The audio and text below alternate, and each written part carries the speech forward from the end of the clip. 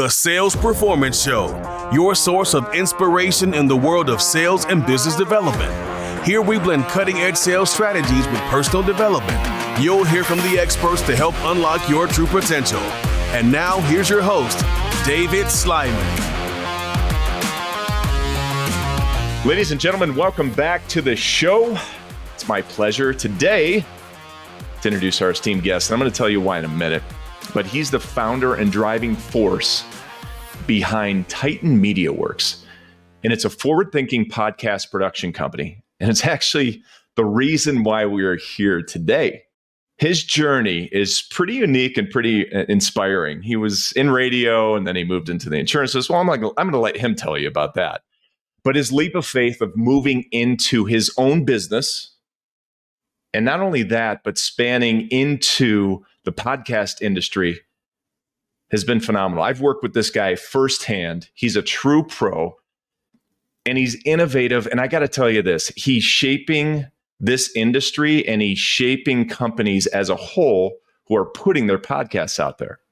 So I have the privilege today of introducing again, a great guest. I'm looking forward to this. Ryan Sherrer. Ryan, welcome to the show. Hey, I'm glad you're to be on the show because I get to sit behind the scenes. I produce your show and I get to sit behind the scenes and I learn like every one of your shows. What I would say I love about it is that you're so forward thinking and driving on education, learning and being better that over the hours that I've produced this podcast, even though I'm not necessarily in sales anymore, I'm like, man, I wish I'd have thought of that, or I can take that information and move forward. Just your knowledge and the guests that you have makes me really happy to produce and kind of a little nervous sitting in the hot seat of being normally I'm behind the scenes on this. Right. Well, listen, thanks for the time. I know that we connected and when we started working together right away, I knew that you knew what you were doing. And I think that's why we've moved so well together is that you're really good at what you do. I have a lot of experience in the things that I do. And I always try to bring on guests who are the expert in their space. And I got to tell you this, man, you are an expert in your space. So before we dig into all where you are today, I want to talk a little bit about your history. Tell us about your journey and how you've got to this point today. It's kind of like you're on a blind date and your date says, hey, tell me about yourself. And it's a big heavy sigh and be like, I'd rather not. So I dropped out of high school at 16. I thought I knew everything, right? Smart kid syndrome and all the advanced classes, got bored. Went on to become a hod carrier, a factory worker, a truck driver, all these things, right? And then by the time I'm in my mid-20s, George Carlin is huge influence. Always grew up listening to him. Decide, hey, let me try my hand at that. So I hopped on a stage and I started doing some comedy and I was decent at that. And so I started doing a podcast. This is back in 2009, 10. Oh, wow. And that one got enough stroke and that one got enough that I got to make, I had advertisers, which was unheard of back then. And so I could make the marketing. I've always had a kicker of graphic design and film editing. So I could make the advertisements and pocket that money too. Well, as that grew and eventually came to an end, I found this love for marketing.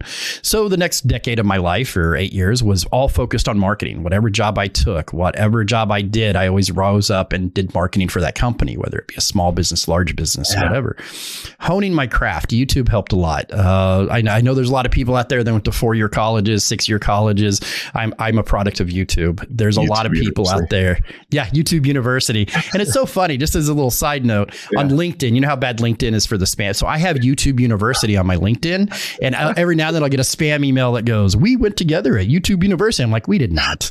That is horrible. Anyway, so whenever I needed to learn something, whenever I hit a roadblock, I don't know this skill. One thing I would look at what people were doing in the podcast arena, marketing arena, whatever arena I was in, and I could see people were doing it. So that's proof of concept. Then why couldn't I do that? So then I would go find out how to do that, whether it be YouTube, documentation, my friends in the industry, listening to podcasts. I would just absorb that. And then throughout my travels, I'm trying to make this story as short as possible. I created a networking group called Cigars and Scotch. And it was just a different type of networking group. It was a networking group where we got together at 3:00 in the afternoon at a cigar bar, drank scotch, smoked cigars, talked about business. And unlike BNI, unlike all these other groups that it was almost like a second job that you had to go fill all these things out and do all these things, we understood friends do business with friends. So the relationships we gained there. One of the members of there was actually the president of this big national marketing company. And I guess he liked the cut of my jib, and they hired me for sales. And I worked my way up from sales to director of marketing over the course of a couple of years. And that was a pretty quick rise because I'm like, yeah. Doing at that point, like what was it? Digital marketing, print? Was it all kinds of just insurance? Thanks, COVID. During COVID, nobody had a marketing budget anymore. Marketing was one of the first things they cut. That's a whole nother diatribe about how you should never cut your marketing like that. But during COVID, especially, people cut their marketing.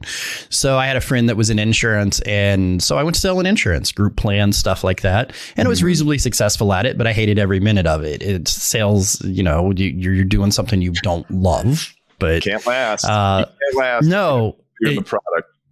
Short-lived. So when I had this opportunity, I jumped on it, and I was one of the worst salesmen. But because I would ignore my sales job and work on the meat of the matter, the marketing, how we market our own company, how we do whatever. So I took advantage of an opportunity, and within 2 years, I was director of marketing at a marketing company. We had over 600 active clients out of Murfreesboro, Tennessee. So it wasn't a small job. It wasn't a small leap. It was a lot. And then as the owner, Cash Miller, he started digital marketing, just took this weird turn for everybody, not just us, and what for year everybody. Was this? This was a year ago, less than a lot of weeks, but yeah. And he's been in it for 12 or 13 years. I've been in it for off and on for a decade. Digital marketing has taken all these weird turns. Yeah. One of the biggest problems in digital marketing was everybody that knew how to use social media opened a marketing company. But they were inexperienced. They didn't have the full nature of what they could do. They didn't understand that. And so what would happen, and with Fiverr and WeWork and Upwork and all of those things, is that when you're an actual professional marketing agency, by the time the people get to you, they're wooled to death by these little small companies that can't do anything. Right? Yes. So me and him were a little disgruntled about what digital marketing became, and decided to make something that was better, make something that could coincide with the digital marketing. And we started doing podcasts, because that's something I've been doing off and on for 10 years, just little podcasts, helping people develop, do whatever. And in the course of 7 months, we now produce 17 unique shows. Yours is one of them. Since September of last year, through those shows, we produced, some of them are daily. So we produced about 175 episodes in that short period of time, and built this entire company. We have 13 employees now. Like it was a pretty quick meteoric rise once we found what we were doing. Yeah. Once you kind of got in your niche. And I want to back up here, man, because like, this is a story. This is a story. I mean, you drop out of high school, right? Yeah. You become a comedian for the most part. And then you start doing a podcast in 2009 when they were pretty much unheard of at that. I mean, I would say they weren't, I shouldn't say unheard of, but the point of, as mainstream as they are now, I mean, you're pretty much ahead of the curve at that point, and getting sponsors. It was, and it was weird how I got the sponsors. That basically it was all about views. So in marketing, you have ROIs and cost of acquisitions and stuff, but you have vanity numbers as well. You can get 1 million views on a podcast, but if it's the wrong 1 million people and you're not selling anything and you're using this as a channel, that's wrong, right? So back in that day, vanity numbers were king. There was no ROI or cost of acquisition. Podcasts weren't used for marketing. It was radio people that wanted to say words they couldn't say on the radio, like me. And then it was books on tape. And then we went through in podcasting. Yeah. Back then it was just really unheard of. It's like back in the 90s when everybody got their own talk show. It was kind of the same thing with podcasting in the 2010s, that if you had a microphone and capable, you could have a podcast. And that's kind of where, so I was at the forefront of that. And man, sometimes I kick myself that I should have stayed there and not transitioned back into marketing, then back in, because I come back in with a good understanding, with a good whatever. But man, if I'd have just stayed there, I keep thinking where I would have been. Yeah, you're where you should be, though. I think absolutely. That knowledge drives you through that path. So listen, being an entrepreneur is hard, right? You're an entrepreneur right now. What are some of the challenges you faced really starting this podcast production company and speaking to it?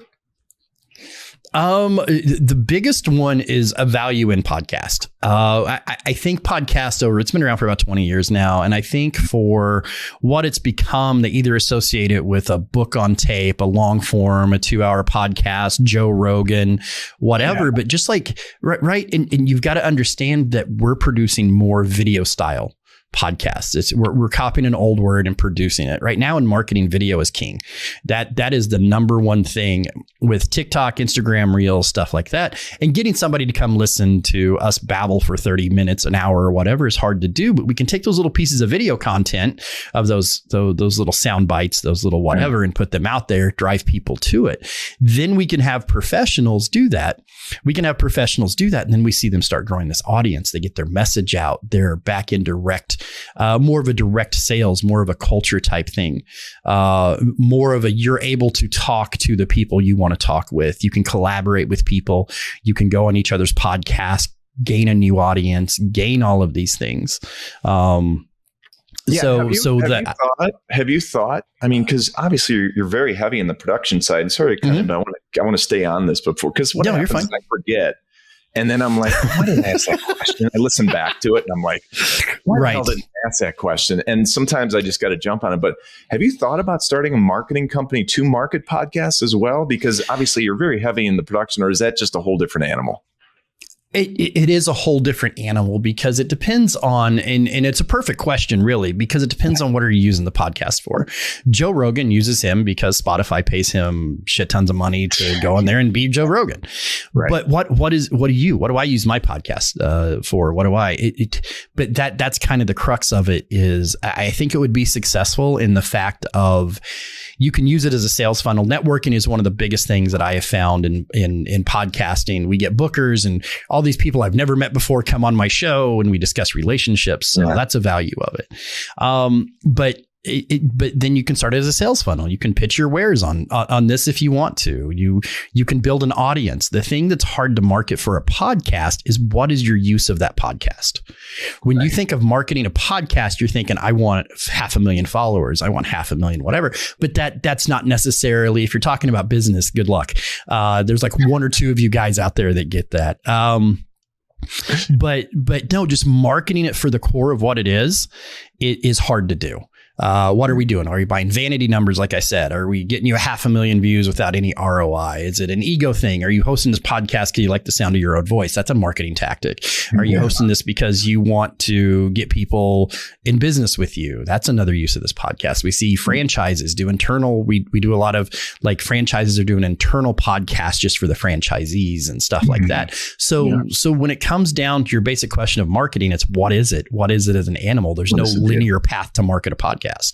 Yeah, it's such a good point, because, a year ago I had the idea, hey, I want to do a podcast. And it was it really started with, listen, as a leader and running businesses and starting businesses and working with people and sales and all that good stuff, I've managed to have a lot of relationships throughout this industry. And I've made a lot of great decisions, but I've also made a lot of mistakes. And the whole idea for me is, if I could bring on guests, one, who are the expert in their space, and then two, shed some light on things that could help people either professionally, personally, or start a business, that was the whole thing. And we're getting there. And the guests have been great. And it makes it easier, especially having conversations like this. Mm-hmm. But I think that's a big one, is finding that path. And like you said, it's such a big animal, marketing it, because there's so many ways you can go, right? And it really depends on what you want to do ultimately. Yeah. And we've researched that really hard in the development of our company of how do we market this thing now that we have it? How do we market this thing? And it's a never ending question of how we do it. So in our company, we make the assets and give it to the company, which we hope have a marketing team that can take those assets and distribute them in the necessary case of what they're doing. It's just a cost versus return thing that is just not there for us to do the marketing for it. Yeah. So what are some of the key ingredients that make a great podcast? I mean, if you work with a lot of them, put a lot of episodes out, almost 200 a month. Talk to me about what are those things? So first and foremost, have something to say. I think the biggest failure in podcasts is I don't know what I do and I'll get it there when I get there, because one of the things that you see a lot of, I think Always Sunny in Philadelphia, The Office, they've come out with have the stars come back and talk about the podcast, kind of repurposing content. There's a value there. There's a value. They're not gaining any new fans by this. Nobody listens to one of those and goes whatever. So they have a value. They have a purpose. Your show, you're wanting to disseminate sales information. You want to talk with leaders. You want to talk with whatever, and you want to give that to your people to bolster your company, so you have to find what that value is and stick to that value. My show, shameless plug, Business Uncensored, is about the other side of business. How back in the day when I would go to conventions and stuff like that, I'd find the smokers. I would go out with there, bum a cigarette because I didn't smoke, act like I was smoking, and that side of business, right? That side of business is what Business Uncensored is about, right? And there's people out there that's going to find that value. So always have something to say and locate that value before you ever hit the record button. You don't have to be perfect at it. You don't have to be good at it. You just have to know what your value statement is before you ever hit that record button. Would be my first and foremost. You hit on something big here, brother. Okay. Because once you hit that record button, like it's out there. Right. And listen, I'm a product of this too. It's for me, I'm hard on myself, and I understand that it's not about perfection. It's about progress. And I emailed you last week. Hey, how can I be engaged more? How can is the lighting right? I'm looking at all this stuff. Yeah. And what do you think sets successful podcasts apart from the rest? I mean, I know we talked about some key points, but perfection's not key. And I think that's a big one. I think it would be the value. Work your quality up. One of the things that we start out at Titan Media Worx is we start with a high bar of quality. We do not want a podcast to look like a Zoom meeting. If you're a professional at all, you sit in Zoom meetings, you know what they look like, you know what they sound like. They're awful, and nobody's going to watch your podcast or listen to it if it's Zoom quality there. So you need to at least have some bar of quality. You can hide a lot of things if you just have some quality. Have your value statement. And you were talking about marketing. You got to promote it. It's not a thing. The internet is a wide, vast, scary place, and you're just taking it and going bloop like that, right? It'll do nothing, right? So you can have a mediocre podcast, and if you're good at marketing that podcast, it can be successful. I know that's probably not the answer everybody's looking for, but the aligning of planets is you have a value statement, you have good quality, and you get it in front of people. Those are the three things that you can make a podcast out of anything, as long as you meet those three criteria. Yeah, man. Yeah. I mean, as someone who's been doing it for a couple of years now, I'm sure, especially now, well, I didn't even say a couple of years. You've been doing it since 2009, but what trends are you seeing right now, and changes, or what do you anticipate in the near future in the podcast industry right now as a whole? More networks and agencies would be my first one. Like we take all of our shows and we're trying to build up a network. We're trying to build up a network, and where you can just come, and we have stuff about business coaches.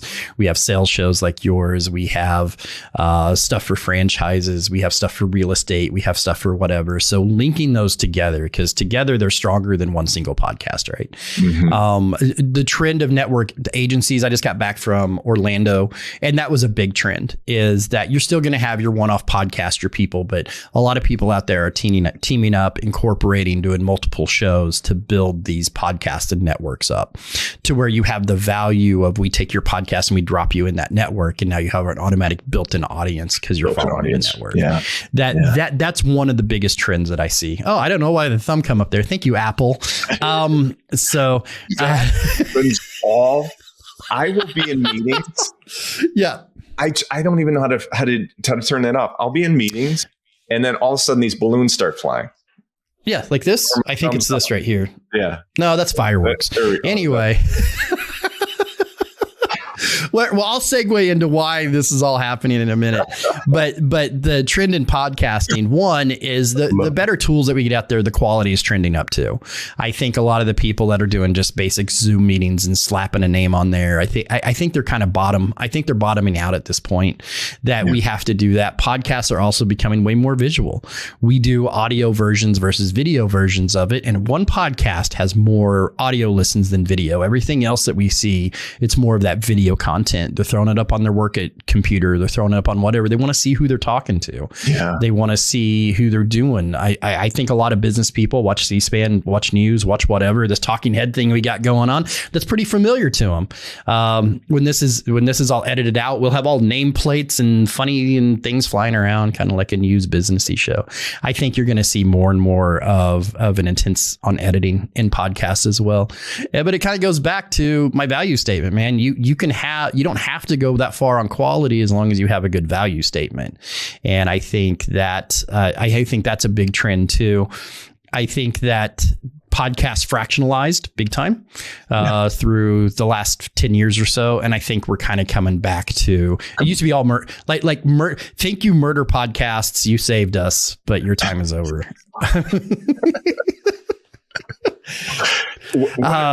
Yeah. I mean, what would be some of the common misconceptions? Let's flip it, right? I mean, we're trying to build a great podcast. Yeah. What do you think are some of the misconceptions? You have to have $1 million worth of equipment to pull off a podcast. I think that would be one of the biggest ones. So I produce these. I do this for a living. This is what I do. The reason why we get fireworks when I do this is I'm using my iPhone as a camera. I didn't go buy anything expensive. I didn't go buy anything big or fancy. I literally I have a Mac, so I put my iPhone up and it works as one of the best cameras I have. On the other side of this, I have 2 Nikon Z6s that I use to film content like that I'm not talking to people, and I had to buy them to match my iPhone quality. So that was one of the things that you need to understand, is that a simple phone camera, a simple camera is good. Something you already have in your pocket. This microphone I'm talking on is a $75 microphone. Yeah. I did not go out and buy one. I did research. I ordered 3 or 4 because I had a whole company, whatever, right? And I get paid nothing by this brand, and you can't see it. But yeah, this is our entire in-house. All 5 of our in-house shows uses this right here. We got a subscription to Adobe for editing. And I think total it cost to produce a podcast for us is relatively cheap because we didn't overburden ourselves with a ton of stuff. One of my favorite things as 2 middle-aged men sitting here talking about podcasting is that look at what the younger generations are doing with it. What do you think a stream is? What do you think our kids are all interested in streamers and streaming and stuff like that? They're doing it in their mom's basement for $8. And if we can't pull that off, right? So that would be my biggest misconception, is that you have to go out and buy all of this equipment. Yeah. To run it professionally, yes, of course you do. You want to sound good. You want to look good. You want to do whatever. But literally, I already had my laptop. I already had my phone. I spent $70 for a mic. I got a little earphone in here so I can hear you. And that's it. That would be the number one misconception. You don't have to do all this. The other misconception. Go ahead. Sorry. No, you go. No, you go right ahead. I was just going to cut in and say I was so glad that we got hooked up because I had a few start and stops last year. And one of the start and stops was the guy who was doing my podcast did movies. And I mean, I'll just say I love him to death. It was my brother-in-law. He does movies, man, and super talented. Matter of fact, he's working on a movie right now. And, we worked for a long time just trying to get the lighting right. And I was like, oh man, and I don't know what I'm doing, right? I'm trying to get the camera stuff and he's trying to coach me through, and I love him so much and God bless him. But it was like, hey, it's got to be a little easier. So just the point being made that what you just said, you don't have to invest in a ton of equipment. You can get this thing up and rolling and have good guidance with it. That's the key.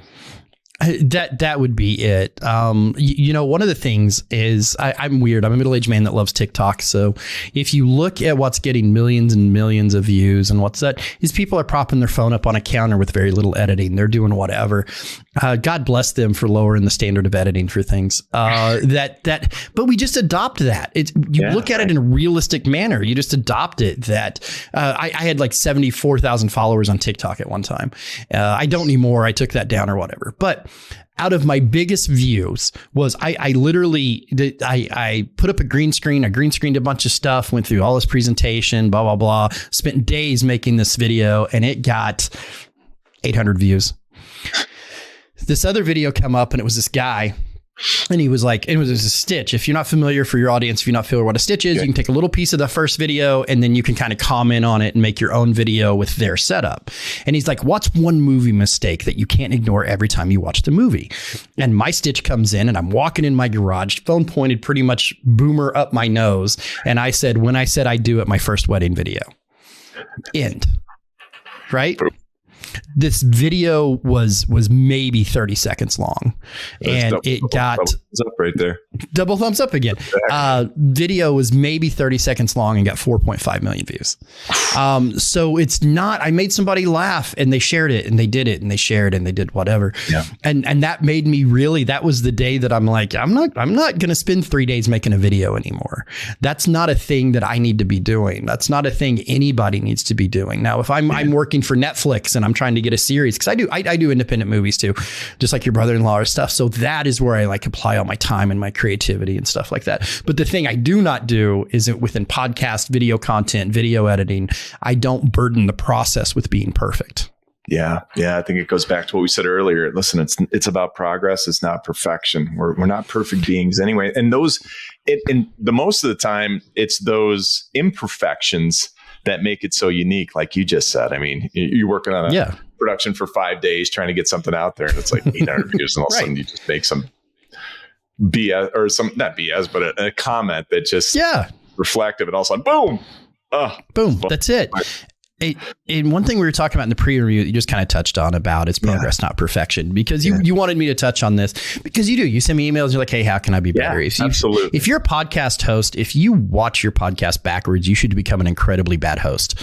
If you watch them backwards, because you're trying to get better. You're trying to do things. And my biggest advice out there, if you're hosting a podcast, if you're getting up here, if you're a comedian, if you get on stage, if you got to do work videos, whatever, you are the product. The person that is speaking, the person that is talking, no matter what logos are on here, no matter what, you are the product. So what you have to do is you have to become self-aware of the things you need to fix without becoming self-conscious of the things you need to fix, which that's a very fine line, my friend. Being self-conscious means, I say a lot. I can't get in front of camera. So it's this fear that's going to push you out or push you away. Being self-aware means, all right, I'm going to try to say it a couple times less this time. Yeah. I'm going to pause and stop talking instead of saying, I'm going to work through. And where this kind of comes from is back when I was in radio. I went from the podcast to radio. Like I did it backwards. Like I did podcast, then radio. Is that I had a lot of ums and clicks, and I've probably said them through here too.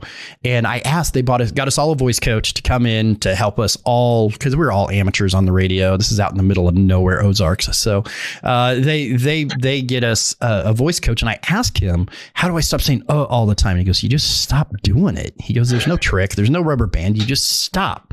So that was you got to become self-aware without becoming self-conscious. When you're self-aware, you can fix it. When you're self-conscious, you'll run from it. And then you'll, I said, and then the next 5 words, you're not thinking about what you're saying anymore. You're thinking that you just said, just become self-aware and just get a little better and get a little better. Yeah. And you got to do the work on it.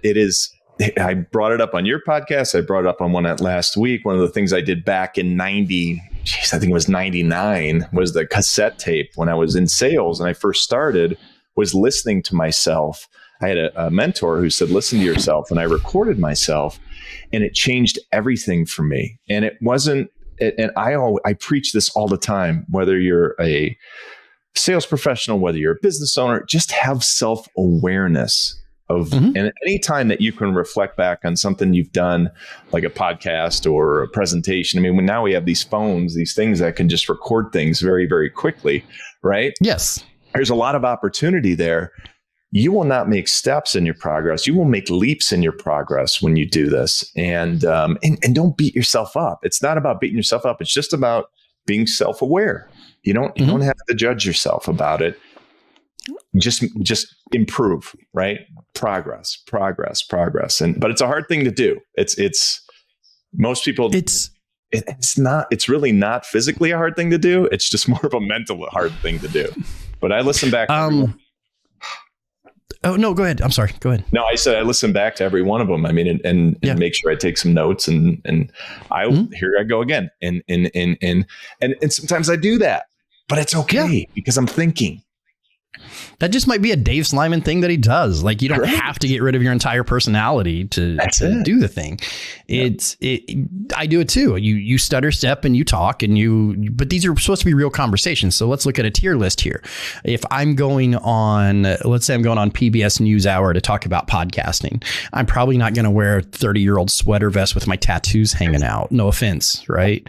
and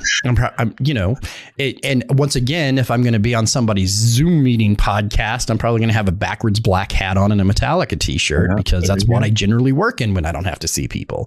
Podcasts are kind of the middle vein of that. Right? Especially a business podcast. You're going to show up looking good. You can be more yourself. You have times for uhs and ahs. It's supposed to be more laid back. If I wanted to watch sales pitches in a half hour, I'd stay up late and watch infomercials again. It would just, your podcasts are supposed to be informative value content. And you can get away with being uhs and a little less professional and a little less on point. And the other part of that is just be gentle with yourself with your criticism as well. You don't have to be crazy hard on yourself going, oh, I'm never going to make it, or I'm never going to be good at this, or you may not be the greatest one out there, but at least you're doing it. How many people do you know that just, they put a microphone in front of them like, no, I'm not going to do it. Or you turn a camera on and they hide behind something. You're already ahead of the game by doing it. So just build on that confidence. Yeah. Again, it's a process. Everybody out there, it's like anything that you do professionally is a process, and you have to take those steps. And you have to learn and you have to put the work in. It's like anything, I just going back to the TikToks and the Instagrams, and everybody loves to show this, especially in the entrepreneurial space, right? They love to show how easy it is to be an honor and all this money you're making, and they're driving the Ferraris and the cars. And it just irks the shit out of me.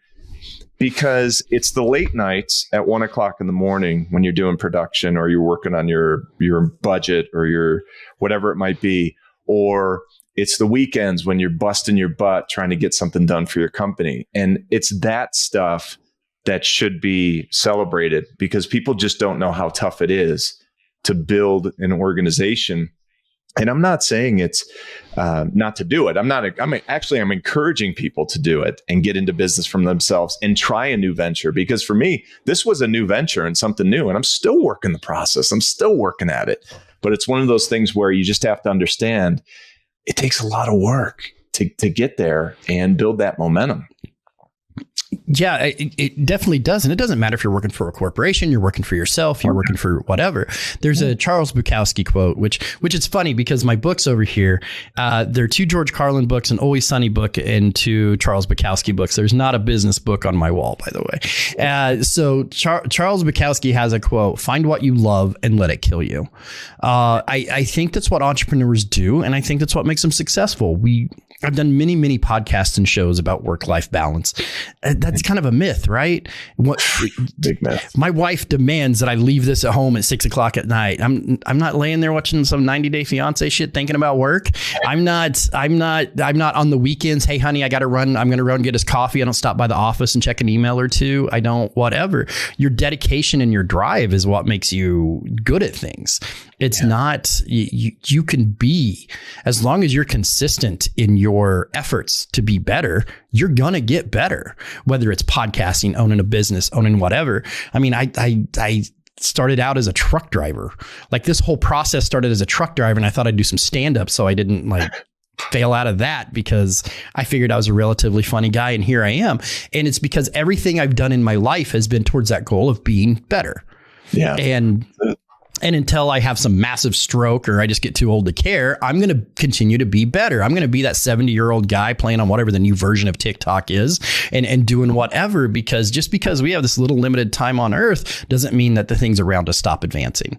And you've got to, no matter your excuse that you're too old, is too late in life, you're not educated, you're not whatever, they just don't hold water with me, because as long as you have that passion in your heart to move forward, you will move forward. If that fire ever burns out, that's when you're in trouble. That's when you're in trouble, man. It's all about the passion, right? It really is. And listen, you show me any successful person, and I'm going to show you sometime, some way, somehow they were out of balance. It's just natural. It's just a matter of recognizing it sometimes. And that if you do need to bring things back in balance, then you do that. But and your story as a whole, I mean, you dropped out of high school, you keep fighting, and you find something that you like to do, a passion. Mm-hmm. And then it becomes a career. And I give you a lot of credit for that, man, because listen, business ownership is not an easy path. Business as a whole is a jungle out there. Okay. And I think it comes down to just being mentally, physically tough, working through it, breaking through the thresholds, and then having self-awareness on how to get better. I think it's, those kind of elements that make it important. Listen, this has been great. What advice would you give somebody considering starting a podcast or production company for that matter? What lessons have you learned along the way? It's going to be way more than what you ever think it's going to be. Man, that's a tough one, because it's fun. It's rewarding. I get to babble into a microphone for a living. But that's what it looks like. But generally, I'm staying up late. I'm editing. I've got a production crew. And then I have hosts. So I have both sides of the thing to deal with. I have whatever. Make sure that you love it. Make sure that it's something that you're going to get dedicated at, and you're not just going to go at home and curl up in bed and cry every day, because that would be my biggest thing. And it doesn't matter what you're doing. My biggest thing is just understand what you're doing. Watch the YouTube, get the documentation, watch podcasts, watch whatever, understand how much time that's going to take of your life. Podcasts are not easy. One of the reasons I think that's held up the growth, and not a shameless plug why I think my company was a success, is you absolutely love talking to those people. You absolutely love disseminating your knowledge. You absolutely love that stuff. What you don't love is knowing which mic to buy. You don't love the editing process. You don't love writing show notes. You don't love writing chapters. You don't love all of this other stuff that takes so much time in podcasts and almost makes it not worth it in people's brains. If you start thinking about starting it, understand all of those things go into it. The podcast failure rate is, I think, 4 episodes. There's 250,000 active Okay. So there's like 3 million registered podcasts. Only 250,000 of them are consistently putting out episodes. And when I say consistently, that's every 2 to 3 months. It doesn't have to be weekly. So just the fact that you're producing podcasts and you're doing them every week makes you part of that top 10%. So it's a dedication. And in that, I would say, if you don't want to do all that stuff, you can call me and we do all that stuff. But podcasts are effective, right? Podcasts are an effective way to get your message out there, to brand video content, to reach new people, to network, to bolster your company, to talk to your employees, however you want to do it. If podcasts are this Swiss Army knife multi-tool now, and our company is just designed to figure out how to use that. That's so great. And I just, from experience, everybody, the part I love the most in this process, I mean, I love doing the podcast, but one of the parts I love to do the most is actually the research, because I like to do research on my guests, and I like to really think about the questions. And it can take me anywhere from, a half hour to 40 minutes. Sometimes if I know the guest, the guests I've had on, I've known some of them in person, so it makes it easier and moves that along quickly. But I really like doing the research and trying to come up with creative questions based on their experiences or where they've been and where they're going, for that matter. So, listen, this has been fantastic. Last question: What's in the future here? What's in the future here for you? Oh, hopefully lots of good things. Just keep rolling with that consistency of we're trying to get the message out there of our company, because we're a relatively young company. We've had great success. Just understanding, and as we grow in this podcast space, and we're blending marketing with a mix of podcasting, with a mix of outreach and coaching, and we do booking and all of this, we just want to become this monster in the podcasting arena, and we feel that we have all the assets to do such. And we just want to continue to grow and do that. So my message out there is I love to talk. Getting me to shut up is the trick. So if you want to talk about podcasting, if it's for you, if our company can help you, if you just want to bother me, we produce this. So Isaac, put like all the information up here, and they can reach out to me. And no, I'm not that pressury guy. We can talk about it, because the last thing I want to do is produce something or do something for people that don't love it. I want in the utopia of clients, I want clients that fully understand the value that we're producing and that they're going to get out of this. So that would be what I want my future to be, is just continued growth on where we're at. You're going to continue that path. I can tell you that right now, because when I came in and first started working with you, I mean, the time and the effort just to get things set up and the care and the guidance is really key. So I was going to say, where can people get a hold of you? But I'm gonna throw it out there. Where can they get a hold of you if it hasn't been thrown up on the screen already? TitanMediaWorx.com, and that is WORX. We spelled a little bit differently. If you Google the other one, you'll understand why. But Titan Media Worx. I'm all over the internet. Ryan Sherrer, my name will be up here. Just look me up on all the social medias. I like to be on all those things. Yeah. So and just reach out to me. Like literally, like I said, no holds, no pressure conversation. If it's for you, maybe you have your own little podcast, have the money, and I can help you advance with equipment or help you whatever. I just want people out there doing it right and doing it better. And if we happen to be clients, then great. If not, then maybe I've helped you succeed a little bit. Well, I'll tell you what, this guy does it right.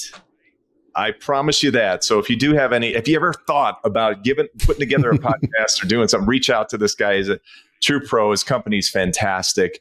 And I am your host again, Dave Sliman. Check us out on salesproformance.com. Like this podcast, share it with everybody. Please get it out there. We appreciate all your support. Feedback's been great. And Ryan, it's because of guests like yourself. So thanks again for being on this show. This was a lot of fun, man. A lot of fun. So appreciate it. And everybody, get to work. See you next time. Appreciate it.